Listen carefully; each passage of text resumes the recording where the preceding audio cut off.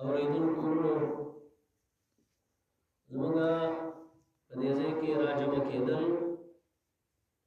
د الله جل جلاله د یو حکم د پوروالي په نسبت باندې او د سیدنا محمد رسول الله صلی الله علیه وسلم د سنتو د تکمیل او پوره کولو په هغې باندې د عمل یو نمونه مخې ته موجود شوې ده. الله دې وکړي چې د موقع او د محل موافق زما د خولې د الفاظ وځي. دا ځای د علم او د علماو دی. مولانا عبدالواحد صاحب الله دې د دیو په عمر کې د دیو په علم د دیو په مال او په اولاد کې برکت واچوي. الحمدلله هغوی دلته محنت کوي شب او روز په اخلاص باندې. دا ټولې خبرې مخکې شوي او بیا به هم کېږي، ځکه د هغوی د قرآن کریم مستقل درس دی. نور دلته په مړو په عیدګاهګانو جمعو کې خطبې په هغې کې عمومي دا مسایل اوړي راوړي. چې کله موقع راشي او د موقع په وخت کې کومه خبره وشي هغه د انسان زړه ته ښه ګوزېږي. او شان د قرآن د نزول هم دا و چې کله به یو مقام ضرورت راغی نو د هغې موافق به الله آیاتونه نازلول. بیا د هغې موقع په مناسبت باندې او په نسبت او په تعلق باندې د علماو فکر دا وي که عوامو ته نارینه او زنانو ته په دې موقع باندې بعضې خبره وشي او د هغې ذهن یې واخلي. د هغې لپاره د علماو حرص دا وي چې د بار نه یو ملګری یې راغواړي. دا څه لازمه نه وي چې د بار نه راغلی سړی د هغه علم او عمر سیوایي او هغه د اسمان نه ملایک راکوز شوي د ګناه نه پاکي. دا زموږ د ملګرو خپل یو انکسار نفسي ده چې که زما ښه قول زما خبره هر څومره ونه مني خو چې د بار نه څوک راشي او د دیو زړونو ته الله د قرآن حقیقت کوز کړي، رسول الله صلی الله علیه وسلم د سنتو سره د محبت هغه دعوه باندې سړی عملا ګامزن او روان شي. دا د علماو حرص وي. په دغه مناسبت باندې د سورة النساء اولنی آیات ما تلاوت کړی دی. رسول الله صلی الله علیه وسلم د احادیثو د ذخیرو نه د یو حدیث صحیح سما لوستلی وه او د هغې ترجمه مې وکړه په عام فهمه انداز باندې. د دې صورت مناسبت د دې موقع سره امام بخاری رحمت الله تعالی علیه او مفسرین چې کوم اوږده مفسرین دي غټ تفاسیر یې لیکلي دي، نو هغوی د ام المؤمنین عایشه رضی الله تعالی عنها په نقل باندې وایي چې کله په مدینه منوره کې زما د رسول الله صلی الله علیه وسلم سره واده وشو، نو زما د واده نه پس اولنی صورت چې د اسمان نه نازل شوی و هغه سورة النساء وه. زموږ استادو ته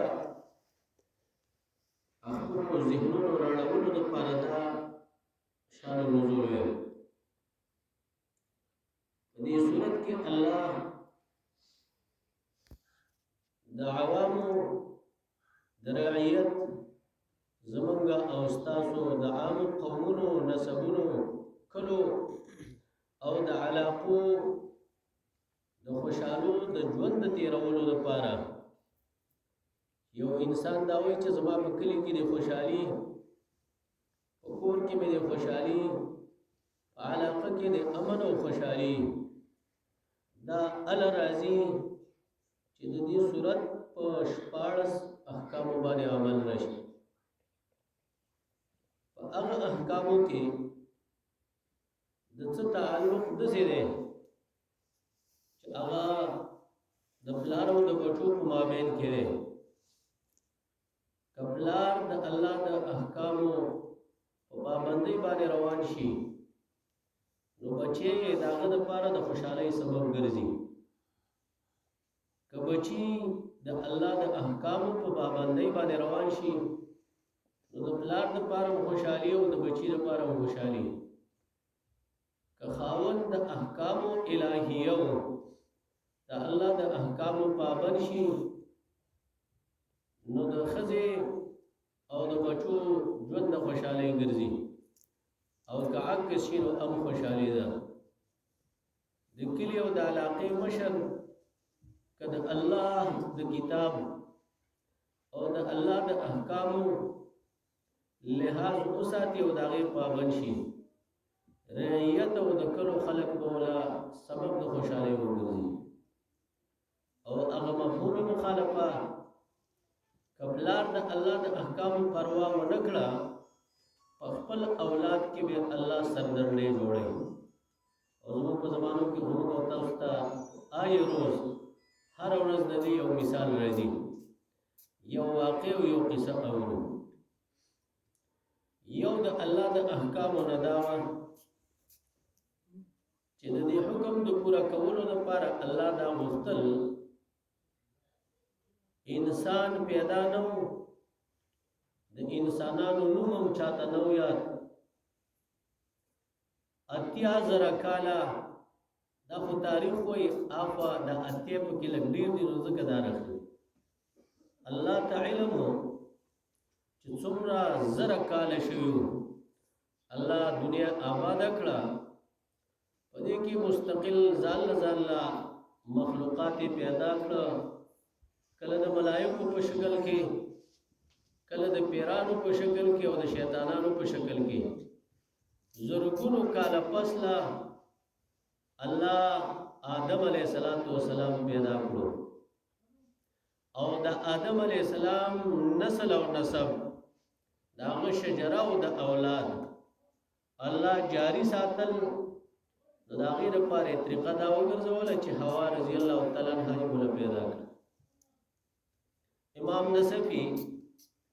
د دې د وجه نه د دې صورت په مقدمه کې لیکي وخلق منها زوجها د دې آیات دلان دی خلق الرجل من التراب فهمه في التراب وخلقت المرأة من الرجل فهمها في الرجل زموږ استاسو معاشره کې عام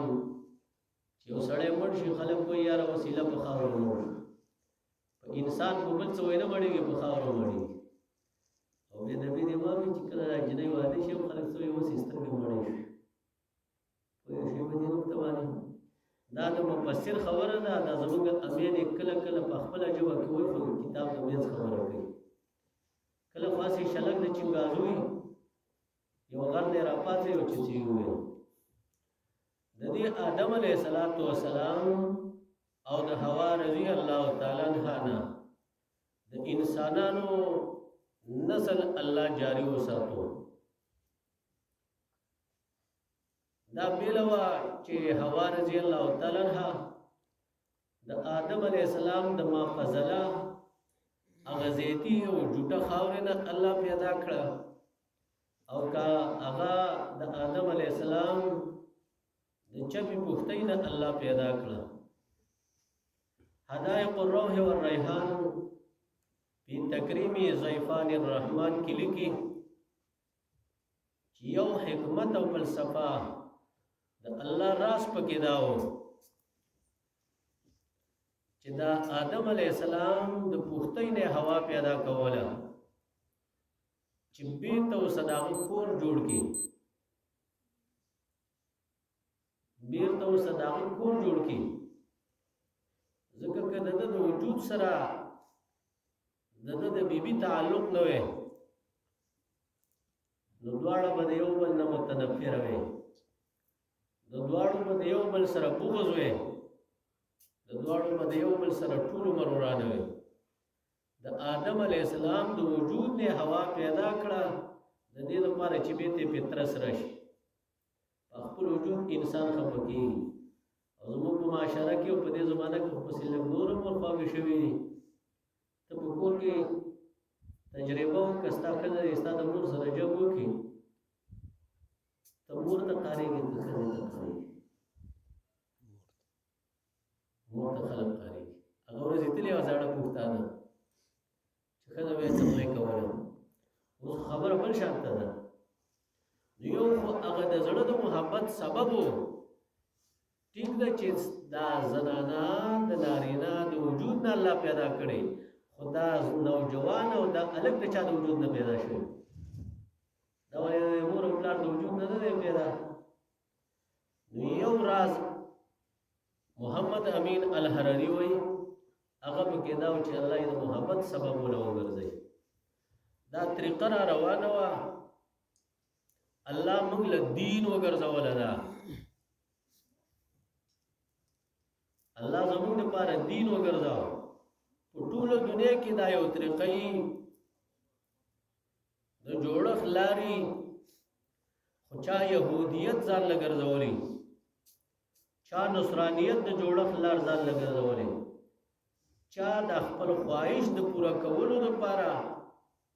خپل یو خود ساخته لار جوړه کړي. او دا نن چې ما او تاسو په کومه طریقه راټولیو، دا هغه طریقه ده چې الله لاله ګرځولې ده. محمد رسول الله صلی الله علیه وسلم راته دغه وضاحت کړی. پکار مسلمان لدای چې اسلامی طریقه باندې دا واده کول، کوجدن کول، نکاح تړل، نکاح کول او د نکاح شرعي د لاندې ژوند تیرول، دا د الله په نعمتونو کې بهترین نعمت دی.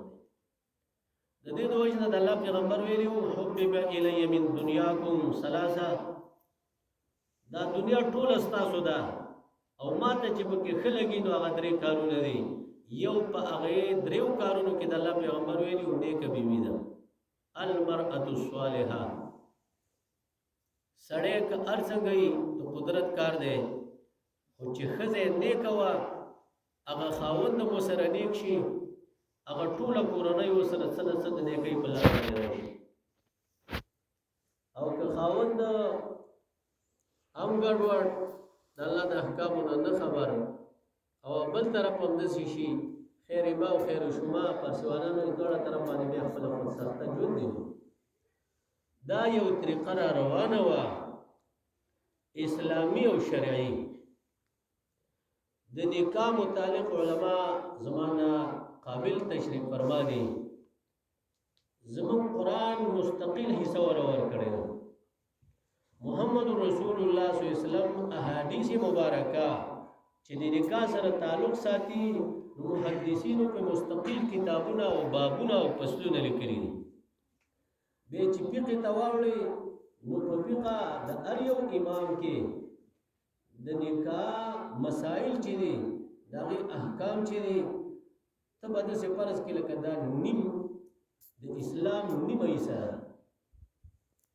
خو زموږ په معاشره کې زموږ او ستاسو په ذهنونو کې دا ده چې یاره واده دی او زما خوښه ده، په دې کې راسره چا څه کار دی. عمومي زموږ او ستاسو فضا داسې ده. واده په ټیم کې که یو سړی په خپله نه پوهېږي، یو زنانه په خپله نه پوهېږي، نو هغه ټوله دې ته سوچ نه کوي چې زه نه پوهېږم. نو په دې قرآن کې لا بل څه مسله نه وه. قرآن راته دا نه ویلي فاسألوا اهل الذکر ان کنتم لا تعلمون. که په خپله باندې الله فرمایي نه پوهېږئ، څوک چې پوهېږي په قرآن او سنت باندې د هغوی نه تپوس وکئ. موږ او تاسو که په خپله باندې پوهېږو که نه پوهېږو، خو په واده کې د چا نه تپوس نه کوو. چې مړی راشي په هغې کې هم د هر چا خپله خوښه ده، که د اسلام لاره پکې کوي او که د یهودیت یو که د هندوان یو. عزتمندو، واده نکاح دا د اسلام حصه ده. اسلام چې موږ او تاسو ته د نکاح څنګه ویلي دي، هغه رنګې به په دې لار باندې قدم ږدو. که چېرته اسلام راته یو څه وایي او موږ او تاسو په بل طرف باندې ځو، کوپري خو په اسلام کې چې سړی کوپر جوړی ورې دا د الله ډېر بدی شي او دا سبب الله د پریشانو د غمونو د خفګانونو دی جوړی ورې دا علما چې تاسو له دې ولودونو کې دا پروګرامونه جوړی د دې مطلب هم دا دی چې مسلمان اسنه په خوشاله کې د الله احکام نه یې شي په غم کې خود نه اسیم یې ته دماغ می جوړ نه دی خوشاله کې د نه لاړه نو څه شي پاتې شو د دنیا کې هم غو تاسو هم دغه دوه ورځې یا به د خوشالۍ او یا به د غم رسول الله صلی الله علیه وسلم په خپل ودونه کړی یو نه دو نه او پنځم نه یولس ودونه رسول الله صلی الله علیه وسلم کړی اته څلوېښت زنانو ته نبی علیہ السلام د واده خطبه کړې وه امام قرطبي په تفسیر سورې احزاب کې وایي د اته څلوېښت نورو زنانو د نکاح د خطبې اراده وه دومره زیات ودونه ولې کړي او ولې د خطبو اراده وه هغه په دې امت باندې نهایت ډېر شفقت کوونکی و دا د دې لپاره چې مسلمان د ښادۍ لارې وپېژني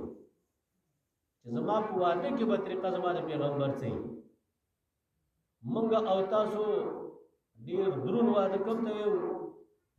چې لس تولې سونا پکې وکړو د رسول الله صلی الله علیه وسلم په یو واده کې د یوې بیبي 450 تولې دا اوسنۍ چې کومه توله سونا کوم توله چې حسابي 450 تولې شوې ده په هغه زمانہ کې د یوې بیبي د مہر چې 4000 دینار کې غوښتل شوی اوس د هغې نه تقریبا 32 لاکه جوړي 32 لاکه ریالونه سعودي عالم د هغه تخمین 32 لاک ریال په پاکستاني افغاني کې زر ورکا پاکستاني مسلمانې شوی چې 2 کروڑ دی جوړي رسول الله صلی الله علیه وسلم د یوې بیبي په ولیمه کې نه اوکانه ملال کړي داسې به څوک وکړي موږ او تاسو یو مړه مړ واده دی هغه د غریب سړي واده چې ته په سنت طریقه یې اوس به داسې واده څوک داسې واده کړی دی چې د چا سره په خپل کور کې تیار څه وو هغه دسترخوان ته رچلي او هغه په خلکو خوړلي دا ولې دا څوک رسم ونه ګرځي رواج ونه ګرځي اسنه چې یو نوجوان دا وایي چې په بل کلی کې زما مرګري واده وایي لال کړو ساډه لال کړو او زه به څنګه چې چګوړي باندې نن سبا پیشن دا ګرځېدلې دا یو رواج او رسم وګرځېدو او دا په روان وخت خلک ځان مستقل دین ورسکي زما د خبرو مقصد دا و رسول الله صلی الله علیه وسلم موږ ته پوره دین پرې خیره پاک کې دعا ته مستقل برخه وي دغه تعلیماتو لوړه واده شوی دي یو نه څلور واده شوی دي یو ځل نه بازي پکې دو ځله واده شوی دي ورې خاون مړ شو د ام کلثوم رضی الله تعالی عنها بل له ورکړه رقیه رضی الله تعالی عنها خاون د ابو لهب بچی طلاق کړه خاون دی ول وکړو هغه مړ شو داغه د عیدت نه پس بل له ورکړه په دې کې د الله یو رازو چې کونډه ساره ول نشتا او هغه باندې زبردستی نشتا هغه بل په نکاح ورکولم دي خو د شریعت په اصولو کې دي دغه نونو د رسول الله صلی الله علیه وسلم خپل طریقه موږ ته هغه خپل باندې ذکر کړی دی نه پکې خرڅولو نه پکې چاله تنګولو نه پکې رسمونو نه پکې رواجونو عمار بابا الله دې غریب الرحمت کی زموږ علاقې ته اکثر په دیوالونو کې پروګرامونو کې راتلو هغه وویل د پښتون واده هغه خلا د دین نه لري وست وتل دي د کوژدنې د ورځې نه موږ په رسمونو باندې شروع کو دا پکې پکا ارته دا او دا پکې خوړه او دا پکې جوړه اوس خلاقت علاقو کې دا پکې ګډ دی ما نه پیژاندو چې دا ګډ وب کې څه شي تیر کال مې پکې هغه پیژاندو دا ټول د هندوانو رسمونه د زنانو د ناوی جنۍ په دې د واده په ورځ باندې به بیزتی وشوه هغه غریب ول سر نو داس نو خلکو ول په دې کې پلاسو کې قران ورکاو دا شریعت بیا اودس قرآن ته لاس لګول دا لویه ګناه ده. الله د دې نه منع کړې ده لا یمسو الا المطهرون. په غېږو کې به ولا ماشومان ورکول ویل چې اول یې هلک وشي. دا چې دا کوم د کوم دین راغلی دی مشرانو خو ټولو همدا کار کړی. دا رسمونه او رواجونه وو. الله دې د دې علماو په عمرونو کې برکت ورچوي. دا علما چې لګي دي تاسو ته قرآن وایي سنت درته وایي دا درسونه شروع وي. د دې درسونو زموږ د مرګونو دا مطلب نه چې ماله 50,000 روپۍ تنخواه څوک مقرر کړي. د دې مقصد دا دی چې د مسلمان غم د اسلام په طریقه باندې شي او د اسلام مسلمان خادي او واده چې د غم د اسلام په طریقه باندې شي. اسلامي طریقه هغه دا ده ستاله الله وس درکړي. موږ چاته دا نه وایو چې خیرات پکې مه کوو. په وليمه کې یو سړی خو د 80 ډګانه لري امبار نه چې ښکته د ګنداو پورې خلک دې راوغواړي او په بره دا غدیر پورې دې راوغواړي. خو ګوره هسې نه چې په وليمې په ډوډۍ کې د شریعت نه اخوا واوړې. شر الطعام طعام الولیمه یدعى لها الاغنیاء ويترك الفقراء. لکه زموږ په زمانه کې دا رواج وګرځېد. د الله پیغمبر ویلي ناکاره ډوډۍ هغه د هغه واده ډوډۍ ده چې هغې له غټ خلک په ګوته راټولولی شي او غریب په ګاوړ کې پاتې کېږي. زموږ باجوړ کې اوس دا دستور دی ستاسو مومند نه دي خبره کار ده. تاسو به ښې وایي ځکه زاړه پښتانه پښتانه وړي خو که دا زاړه نه لاړ کېدای شي ستاسو نه خبره وڅڅېږي. خیال کوئ شر الطعام طعام الولیمه ناکاره ډوډۍ د هغه واده ده یدعى لها الاغنیاء مالداره دوستان ټامیان هغه له په ګوته راټولوي او اکثر له 2 پروګرامونه کوي. غرمې د عامو خلکو ډوډۍ یو وي بې په خوازو کې بېلی. دا په دې معاشره کې یو ناسور جوړول دي. دا هغه زړه دنیا نه ده اوس نوې شوه. اوس خو هر یو شی د اسمان سره خبرې کوي. دا ستا له خو به الله وس درکړي دا شیونه کې ستا په ګاوړ کې به بل سبا له یا وس کېږي یا به نه. هغه به بیا د چا نه پټوي. هغه به د واده لپاره مسلمان نه غلا کوي. زما د خبرو مقصد دا دی چې د الله د دین لحاظ پکې وساتو. طعام الولیمه د ولیمې ډوډۍ سنت ده. سړي له الله وس ورکړی دی نو علما وایي واجب هم ده. د هغې نه اخوا نور هم ښه وس شته مال یې حلال دی. ښه خبره ده ولیکي وس دې نشته نو رسم او رواج به نه جوړی. زموږ استادو په دې وطنونو کې په نکاح کې خو شرعي دا ده چې هلک او جنۍ به د 2 کسانو په مخ کې وایي چې ما دا قبول کړی دی. دې ته نکاح وایي. دا خطبه چې مولوي صاحب وایي دا د شریعت کې هغه نکاح یو قسمه ښایسته کوي ځکه سنت دی د سنیې نه دی. دا د هغه ایجاب او د قبول د هغه الفاظو د ښایست دپاره خطبه ووایي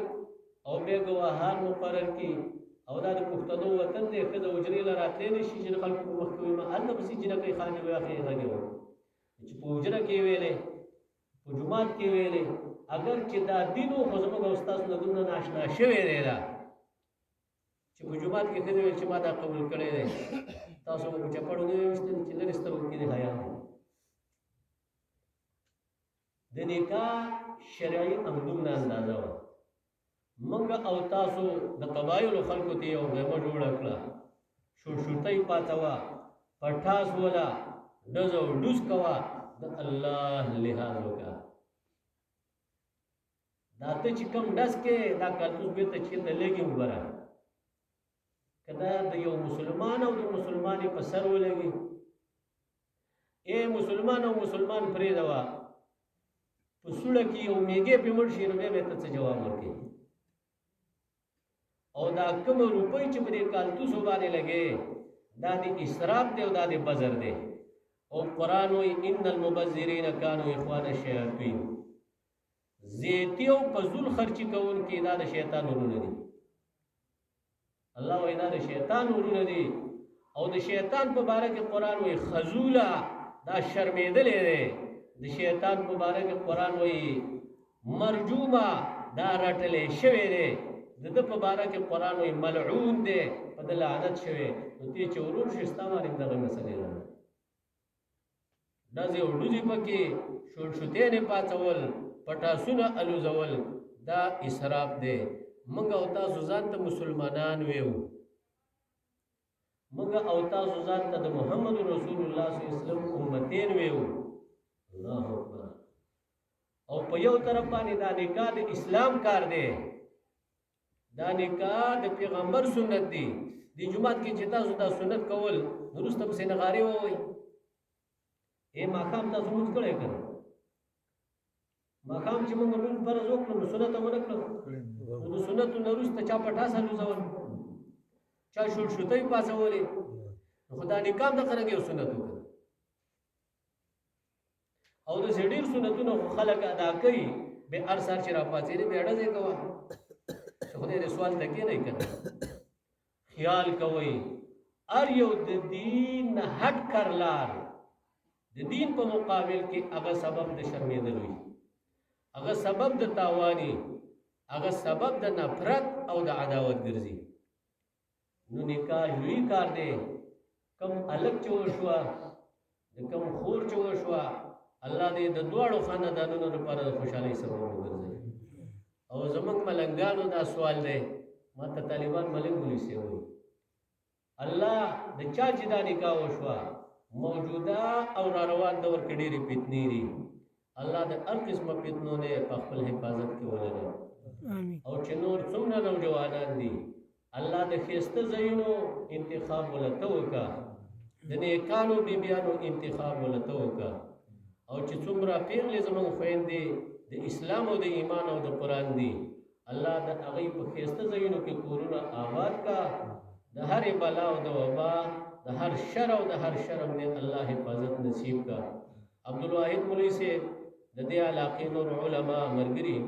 الله د دې په عمرونو کې خیر او برکتونه واچوه الله د دا کلی په قرآن او په سنت باندې